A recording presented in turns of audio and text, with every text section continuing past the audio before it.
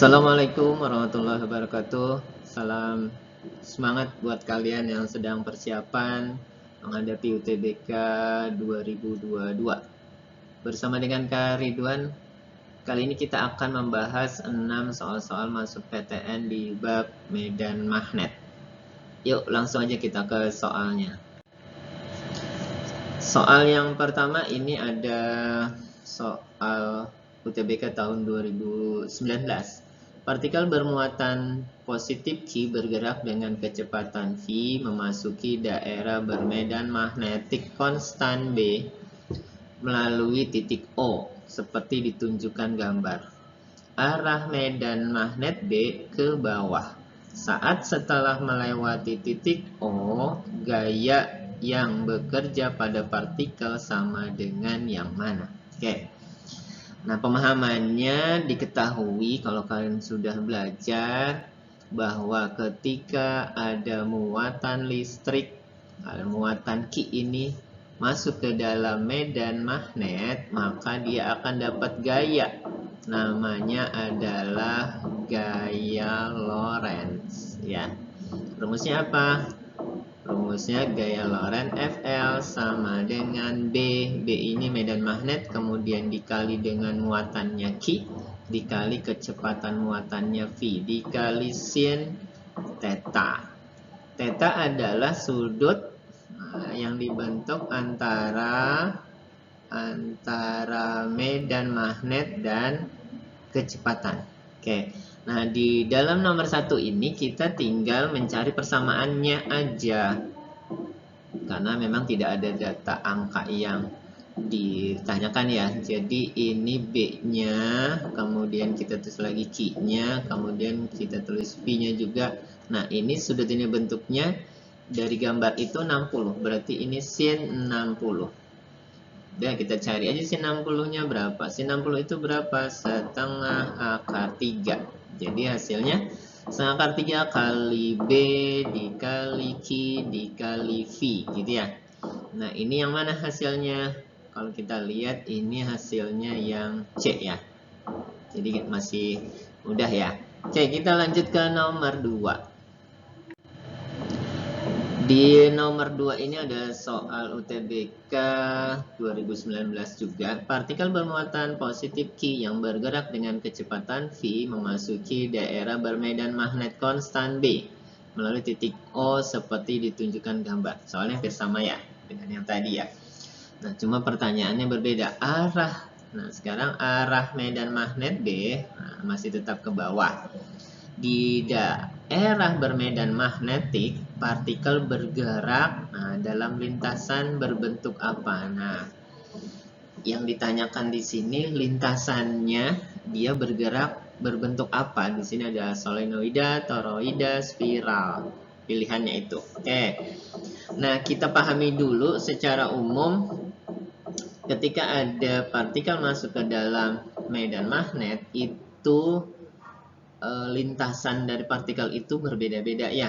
Jadi bentuk lintasannya itu, kakak tulis kasih teori dulu. Lintasan partikel itu nanti berbeda-beda tergantung medan magnet dengan kecepatannya ya. Jadi pertama misalnya jika B-nya medan magnetnya itu sejajar, jadi dia geraknya sama dengan kecepatan, maka gaya Lorentz-nya itu nggak dapat gaya Lorentz, berarti dia bergerak lurus aja ya. Jadi ini partikel itu akan bergerak lurus. Oke. Jadi kan teorinya seperti tadi nomor 1, ketika ada muatan listrik masuk ke medan magnet, maka dia akan dapat gaya Lorentz. Nah, ketika B-nya sejajar dengan V-nya, maka gaya Lorentz-nya nggak ada. Sehingga partikel itu bergerak lurus. Kemudian jika B-nya medan magnet arahnya itu tegak lurus sama V-nya, atau V-nya tegak lurus sama B-nya, maka dia akan dapat gaya Lorentz. Tadi rumusnya ya, rumus nomor 1 B kali Q kali V gitu ya, kali sin theta. Oke. Jadi dia nanti karena dia punya kecepatan tapi dia juga dapat gaya Lorentz, maka nanti partikel ini akan bergerak berputar. Jadi bergerak melingkar dia ya. Jadi dia nanti akan bergerak melingkar. Melingkar sehingga nanti akan ada hubungan antara gaya Lorentz itu dengan gaya sentripetal. Sentripetal itu gaya yang membuat benda berputar yang arahnya ke pusat lingkarannya. Kemudian satu lagi kakak taruh atas ya. Jika sekarang B-nya itu sama dan Q-nya itu membuat sudut atau membentuk sudut. Membentuk sudut theta misalnya ya. Maka nanti dia lintasannya itu berbentuk itu helix atau spiral. Nah, nanti kita lihat nih kondisi pertanyaan nomor 2 ini masuk yang mana? Apakah dia sejajar kecepatannya itu dengan B-nya, apa kecepatan itu tegak lurus, atau dia membentuk sudut. Nah, kita lihat nih di soal ya.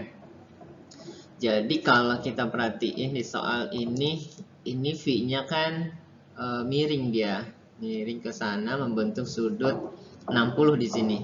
Sehingga kalau kita uraikan berarti ada kecepatan yang arahnya ke sana, ini Vx. Kemudian ada arah kecepatan yang ke bawah sini Vy. Oke.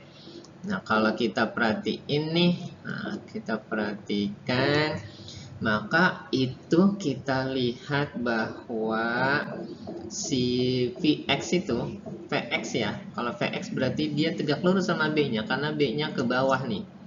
B-nya ke bawah. Maka ini nanti akan dapat gaya Lorentz ya. Akan dapat gaya Lorentz.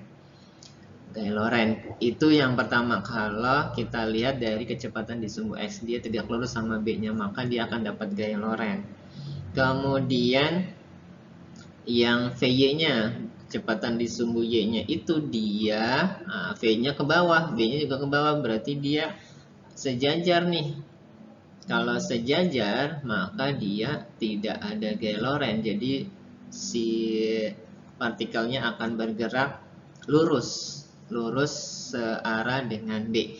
Nah, kalau kita padu berarti sekarang karena dia punya kecepatan di sumbu X sama sumbu Y. Jadi kalau kita lihat perpaduan dua gerak tadi, dua kecepatan tadi, maka gerak dari partikel ini itu dia akan berbentuk apa? Berbentuk spiral ya. Spiral. Jadi ini spiral nanti mirip dengan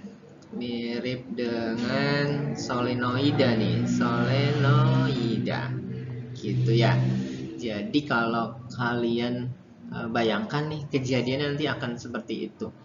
Jadi dia bergerak spiral karena dilihat dari sumbu X tadi kecepatannya dia akan dapat gaya Lorentz, akan dapat gaya. Gayanya tadi kemana ya? Gayanya itu keluar bidang gambar, keluar menuju kita ini keluar ya. Keluar bidang gambar. Kemudian kalau lihat dari sumbu Y-nya, kecepatannya sejajar, dia akan lurus. Jadi satu sisi lurus, satu sisi dia diajak dapat gaya Lorentz keluar, maka dia nanti akan bergerak berbentuk spiral mirip dengan solenoida. Jadi lebih tepat ini jawabannya ke mana nih? Ke yang D ya. Oke, sip. Kita lanjut ke nomor 3. Di nomor 3 ini ada soal UMPTN tahun 96, dua kawat panjang A dan B diletakkan sejajar pada jarak 8 cm satu sama lain. Tiap kawat dialiri arus 20 ampere, arusnya sama. Jika mu 0 itu sama dengan 4V kali 10 pangkat min 7, maka induksi magnet di titik P yang terletak di antara kedua kawat pada jarak 2 cm dari kawat A. Nah, dari kawat A dia 2 cm ini. 2 cm. Karena jaraknya 8, berarti ke sini itu 6 cm ya. Oke. Ini kita mau pakai rumus yang mana? Nah, rumusnya karena ini kawat lurus panjang, berarti kita menggunakan rumus medan magnet yang kawat lurus panjang. Rumusnya apa? B sama dengan mu 0 dikali I dibagi 2 V dikali A. A-nya itu jarak titik terhadap kawat yang berarus tadi. Nah, sekarang kita uraikan satu-satu nih. Satu-satu, berarti sekarang kita lihat kawat 1. Berarti kakak simbolin ini B1 ya.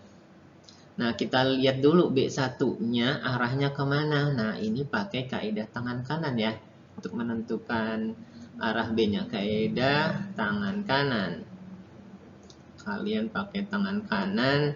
Nanti si jempolnya, ibu jari, itu menunjukkan arah B ya. Arah B, kemudian 4 jari yang lain. 4 jari yang lain itu, oh sorry, salah. Ininya kebalik nih, ketukar nih sebentar. Jadi jempol itu menunjukkan arah I. Maaf ya. Arah I, kemudian yang 4 jari itu menunjukkan arah B-nya. Nah, sekarang kalau kita perhatiin kawat 1, arah I-nya kan ke atas nih. Nah, kamu arahin jempol kamu ke atas, berarti arah 4 jari itu jadi gambarnya tangannya gini ya. Nah, gambarnya jadi 4 jarinya dilipat begitu. Nah, berarti nanti ini I-nya. Jadi B-nya melengkung begitu ya, B-nya. Nah, B-nya itu berarti untuk kawat 1 itu dengan arah arus ke atas, berarti B-nya ini masuk nih. Masuk biasanya tandanya silang. Masuk kemana? Masuk bidang gambar ya. Bidang gambar. Oke. Nah, sekarang baru kita hitung nih. B1 sama dengan mu 0-nya itu sudah dikasih tahu, dia tetapan 4pi dikali 10 pangkat min 7, arusnya 20, kemudian dibagi berapa? 2V kali AA-nya itu jaraknya 2 cm dalam meter, berarti 2 kali 10 pangkat min 2 dalam meter. 4pi-nya bisa kita coret, hasilnya ini nanti dapatnya jadinya 20 dikali 10 pangkat min 5 Tesla. Arahnya masuk ya. Kemudian yang B2 itu arahnya kemana? Harusnya ke atas juga. Nah, tapi yang ditanyakan titik P adanya di sebelah kiri dari kawat 2 ini atau kawat B, maka si B2 ini itu ngajak keluar. Keluar tandanya bulat. Ini keluar mana? Keluar bidang gambar. Oke. Nah, kita masukin sekarang, kita hitung B2 sama dengan mu 0-nya 4pi kali 10 pangkat min 7 kali 20, arusnya karena sama. Kemudian ini 2V dikali jaraknya titik P dari kawat 2 itu 6 kali 10 min 2 dalam meter. Ini bisa kita coret 2-nya. Ini coret 2 di sini jadi 3 di sini ya. Jadi ini 20 per 3 kali 10 pangkat min 5 Tesla. Oke, nah berarti sekarang yang ditanya itu induksi magnet titik P, berarti dari B1 ngajak masuk, dari B2 ngajak keluar, berarti nanti medan magnet di titik P atau induksi magnetik di titik P itu berarti selisih antara B1 dikurang B2. Jadi ini hasilnya berapa? Kita tulis 20 kali 10 per min 5 dikurang 20 per 3 kali 10 pangkat min 5. Ini kalian bisa sederhanakan nih. Sederhanakan, ini 20 pangkat min 5-nya kakak keluarin, 20 kali 10 pangkat min 5, keluarkan ini 1, ini 1/3 ya, gitu. Ini hasilnya jadinya 2 kali 10 pangkat min 4. Nah, oke. Yang ini satunya itu berarti 3/3, berarti ini 2/3. Oke. Berarti ini hasilnya BP-nya sama dengan 4/3 dikali 10 pangkat min 4 atau 1,3 kali 10 min 4 Tesla. Dia mintanya dalam mili Tesla. Berarti ini kalau kita bikin dalam mili Tesla jadinya 0,13 kali 10 pangkat min 3 Tesla. Min 3 itu adalah mili, kita ganti jadinya 0,13 mt gitu ya. Jadi kita dapatnya 0,13 mili Tesla. Jadi jawabannya yang B. Oke, kita lanjut ke nomor 4. Di nomor 4 ini ada soal SNMPTN tahun 2008. Gambar di bawah ini menunjukkan sebuah konduktor RS sepanjang 2 meter dialiri arus yang diletakkan secara tegak lurus medan magnet dengan rapat fluksnya 0,5 Tesla. Jika gaya yang dialami oleh konduktor adalah 1 Newton dengan arah masuk bidang kertas, maka besar dan arah arus pada konduktor adalah berapa ampere, kemudian arahnya dari mana ke mana, dari R ke S atau S ke R ya. Nah, sekarang kita tentuin arahnya aja dulu. Kita pakai kaidah tangan kanan lagi nih. Kaidah tangan kanan. Tangan kanan. Oke, cuma ini berarti kalau ini ada arus, ada kawat berarus masuk medan magnet, dia akan dapat gaya Lorentz. Gaya Lorentz-nya berarti nanti gaya Lorentz-nya rumusnya begini ya. Gaya Lorentz-nya adalah B medan magnet kali I kali L gitu ya. L-nya panjang kawat. Oke. Nah, kaidah tangan kanan dulu kita tentukan nih. Ini kan ini B-nya nih ke kanan nih. Ini B-nya ke kanan, oke. B-nya ke kanan. Ke kanan, kemudian ini tadi gayanya itu masuk. F-nya itu masuk. Ini masuk bidang gambar ya. Masuk bidang gambar. Masuk bidang gambar. Maka kalau kamu pakai kaidah tangan kanan, berarti sekarang kita dapat arusnya itu kemana? Arusnya itu arahnya ke atas. Ke atas berarti ini dari S ke R. Oke. Kaidah tangan kanannya gini ya. Kakak gambar sederhananya, ini jempol, ini 4 jarinya. Nah, gitu ya.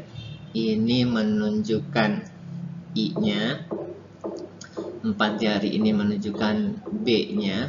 Kemudian arah telapak tangan tegak lurus itu F-nya, gaya Lorentz-nya. Tuh. Jadi kita dapat arah I-nya itu S ke R. Jadi kita cari yang S ke R, berarti bisa ini, bisa ini, bisa B atau D. Nah, sekarang yang ditanya harus kita pakai rumus gaya Lorentz-nya ini. F gaya Lorentz sama dengan B kali I kali L. Nah, sekarang yang ditanya itu I-nya. Berarti nyari II sama dengan gaya Lorentz-nya dibagi B dikali L. Kita masukin angkanya. Gaya Lorentz-nya tadi katanya 1 per B-nya berapa? 0,5 ya. 0,5, kemudian panjang kawatnya 2. Nah, 1 dibagi 0,5 kali 2, 1 juga. Berarti hasilnya arusnya itu 1 ampere. Jadinya 1 ampere, arahnya dari S ke R. Berarti jawabannya adalah B ya. Oke, kita lanjut ke nomor 5. Di nomor 5 ini ada soal SPMD tahun 2005. Kumparan berbentuk segi 4 dengan panjang 12 cm dan lebar 10 cm. Terdiri atas 40 lilitan dan dialiri arus 2 ampere. Kumparan berada pada medan magnet 0,25 Tesla. Pertanyaannya, besar torsi yang dialami kumparan berapa? Oke. Berapa Newton meter torsi ya? Torsi atau momen gaya ya? Torsi atau ini momen gaya. Oke. Rumusnya apa? Rumusnya kan torsi tau sama dengan gaya dikali lengan gayanya R. Oke. Iya. Sekarang kita perhatiin dulu nih.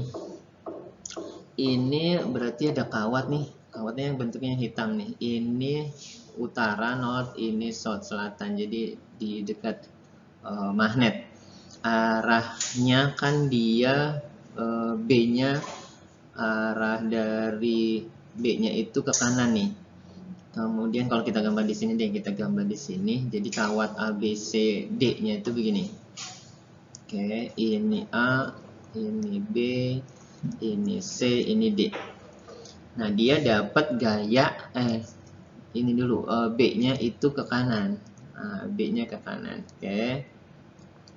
Kemudian dia dikasih arusnya ke sana ya. Arusnya ke sana nih. Arusnya berlawanan jarum jam. Berlawanan jarum jam. Oke. Nanti dia akan dapat gaya. Jadi kan tadi prinsipnya ketika ada kawat berarus masuk medan magnet, dia akan dapat gaya Lorentz. Ya, gaya Lorentz. Nah, gaya Lorentz yang didapat itu pada sisi kawatnya yang mana? Yang BC aja nih. Jadi yang BC sama yang AD. Sedangkan kalau yang AB sama CD itu dia nggak akan dapat gaya Lorentz karena arahnya antara arus sama B-nya itu dia sejajar sehingga nggak akan dapat gaya Lorentz. Nah, yang dapat gaya Lorentz ini kawat yang sisi BC sama AD ya. Jadi kalau ini kemudian dia berputar, jadi momen gaya atau torsi itu kan bicara tentang gaya yang bikin benda ini berputar. Jadi kawat ini berputar. Berputarnya di mana? Berarti ini kita ambil tengah-tengahnya nih. Tengah-tengahnya berarti panjang ini jadi setengah R ya. Setengah R, yang sini juga setengah R jaraknya nih terhadap tengah-tengahnya. Oke, jadi panjangnya kan berapa dia? Oh, dia berputar nih. Berputar ya. Oke, panjangnya itu kan katanya 12. Panjangnya 12 cm, berarti ini kalau dalam meter 0,12 meter. Kemudian R-nya itu berarti dia setengah dari lebarnya. Setengah dari lebar. Nah, lebarnya berapa? Lebarnya 10, berarti ini setengah dari 10. Itu sama dengan 5 cm. Atau 0,05 meter. Oke. Nah, sekarang kita cari satu-satu berarti ini torsinya. Jadi torsinya sama dengan F1 dikali R1 ditambah F2 dikali R2. Karena arahnya sama, maka ini kita jumlahin jadi apa nih? Kita ini kan dulu. F-nya ini gaya Lorentz ya. Gaya Lorentz tadi dapat gaya Lorentz. Jadi kawat berarus masuk medan magnet dia akan dapat gaya Lorentz B kali I kali L. Berarti ini B kali I kali L dikali R1 ditambah yang ini juga gitu. B kali I kali L dikali R2. Karena dia arahnya saling menguatkan, maka ini kita jumlahkan aja nih. Jadi torsi totalnya itu sama dengan 2 dikali B kali I kali L kali R ya. Jadi dia 2 kalinya. Udah, kita masukin aja angkanya sekarang. Berarti ini 2 dikali B-nya 0,25. Kemudian arusnya 2. Kemudian panjangnya 0,12. Kemudian R-nya itu 0,05 sama dengan, berarti hasilnya ini berapa? Kalau dihitung 0,06 nano oh bukan Newton meter. Nah, karena kan F kali R ini ya. Jadi Newton meter. Kita dapat jadinya 0,06 Newton meter. Jadi dapatnya yang A ya. Oke. Kita lanjut ke nomor 6. Di nomor 6 ini ada soal MPTN tahun 2000, jari-jari lintasan gerak proton di dalam sebuah sikroton proton itu 120 meter. Ini jari-jarinya. Kemudian energi protonnya itu 1,6 kali 10 pangkat min 9 joule. Pertanyaannya, induksi medan magnet yang diperlukan besarnya berapa Tesla? Oke. Nah, ini kita perlu data tambahan ya. Jadi ini kalian harus tahu juga tentang massa proton. Nah, massa proton itu nanti kalian lihat lagi ya, 1,6 kali 10 pangkat min 27 itu massa proton. Kalau Q-nya, muatannya itu 1,6 kali 10 pangkat min 19 kolom. Kemudian ini energi proton itu adalah dia bergerak ya. Berarti ini energinya yang dimaksud adalah energi kinetik proton ya. Itu 1,6 kali 10 pangkat min 9 joule. Oke. Nah, itu tadi ada jari-jari. Jari-jarinya 120 meter. Nah, karena dia bentuk jari-jari pasti dia membentuk lingkaran. Nah, kita hubungkan berarti ini. Berarti di sini ada hubungan gaya Lorentz. Kok ada gaya Lorentz? Karena ini ada proton itu kan termasuk muatan. Muatan masuk ke dalam medan magnet, dia akan dapat gaya Lorentz. Nah, kemudian gaya Lorentz-nya itu akan sama dengan gaya sentripetalnya karena dia nanti akan berputar. Nah, kita hubungkan dengan ini, berarti gaya Lorentz sama dengan gaya sentripetal. Rumusnya apa masing-masing? Berarti ini B dikali Q kali V. Kemudian ini gaya sentripetalnya itu M kali V kuadrat per R. Jadi B-nya medan magnet, Q-nya muatan, V-nya kecepatan, kemudian M-nya ini massa, kemudian ini V-nya juga kecepatan kuadrat dibagi R jari-jarinya. Karena kecepatannya di kiri dan kanan ada yang sama, berarti ini kita coret 1, ini coret 2-nya jadinya gitu ya. Nah, berarti ini, nah kita masih uraikan nih, jadi kita turunin dulu ya rumusnya. Jadi ini kita perlu tambahan juga nih, tambahan energi kinetik, karena di sini diketahui ada kinetik. Kinetik itu rumusnya apa? Setengah mv kuadrat. Kalau mencari v sama dengan apa jadinya? Akar 2ek dibagi m. Nah, kecepatan ini kita masukin ke sini nih. Jadi anggaplah ini persamaan 2, ini persamaan satunya. Jadi persamaan 2-nya masukin ke persamaan 1 nih. 2 ke 1. Jadi V-nya kita rubah. Jadinya begini. B dikali Q sama dengan, berarti ini M, kemudian kecepatannya itu akar 2ek per M gitu ya, dibagi R. Nah, kita masih sederhana lagi, M yang di luar ini kita masukin ke dalam, B kali Q, M yang di luar kita masukin ke dalam, berarti ini hasilnya jadi 2ek dikali M kuadrat dibagi M gitu ya, dibagi R. Nah, M-nya kan ada 2 di atas sama di bawah, kita ilangin, coret 1. Ini coret 1, ini 2-nya coret. Berarti kita dapat nih. Berarti di sini, nah, kita masukin di sini B dikali Q sama dengan, di sini jadinya akar 2 ya 2ek dikali M gitu ya, dibagi R. Nah, ini udah rumus jadinya nih. Tinggal kita masukin angkanya. Oh, kita nyari B-nya ya. Berarti kalau rumus akhirnya jadi kita nyari B. Jadi B-nya rumusnya apa? B sama dengan akar 2 kali ek kali M dibagi Q kali R. Nah, ini rumus terakhir. Oke, kita masukin nih. Kita masukin angkanya sekarang, akar 2 ek-nya itu tadi 1,6 kali 10 pangkat min 9.